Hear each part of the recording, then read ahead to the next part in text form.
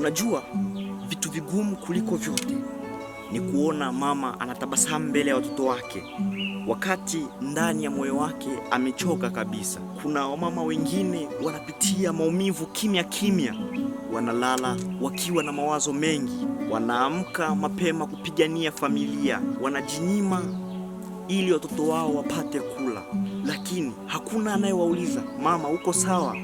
Mama anaweza kukosa kila kitu, lakini akahakikisha mwanaye hapungukiwi.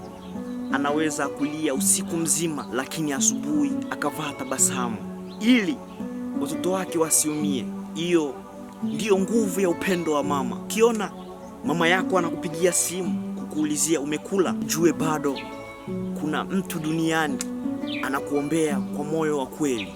Wamama wengi hawahitaji pesa pekee, anahitaji kuheshimiwa, kuthaminiwa, kuambiwa tu asante mama. Kama mama yako yupo hai, mpigie simu leo, mkumbatie, mwambie unampenda.